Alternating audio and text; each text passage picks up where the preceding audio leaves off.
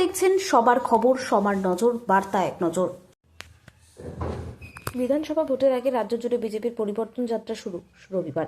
তার আগে বিজেপি কর্মীদের মনোবল বাড়াতে বলাগড় বিধানসভায় পরিবর্তন যাত্রা করল বিজেপি। এদিন মিছিলটি বলাগড় বিজেপির তরফে মগরা রামকৃষ্ণ সিনেমা হলের সামনে থেকে শুরু করে কুন্তিঘাটের উপর দিয়ে অসম লিংক রোড হয়ে গুপ্তিপাড়ায় এসে শেষ হয়। এই মোটরবাইকের মিছিলে এদিন বিজেপি কর্মীদের মাথায় হেলমেট ছিল না। মিছিলে ছিল বলাগড় বিজেপির 4 মণ্ডলের সভাপতিরা। বলাগড় বিজেপি সূত্রে জানা যায়, রবিবার পরিবর্তন যাত্রা বলাগড় বিধানসভা এলাকা থেকে দিয়ে যাবে না।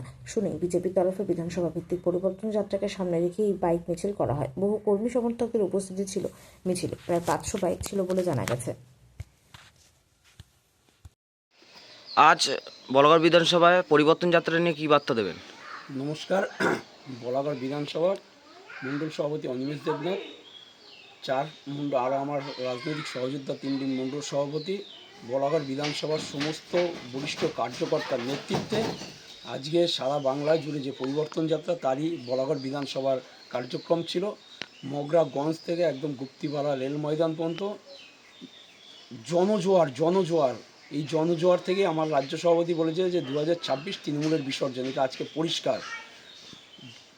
আপনারা মিছিলটায় দেখবেন সমস্ত 18 থেকে 30-এর যুবক এই মিছিলে অংশগ্রহণ করেছে। তাই আমরা আর কিছু বলতে চাইছি না।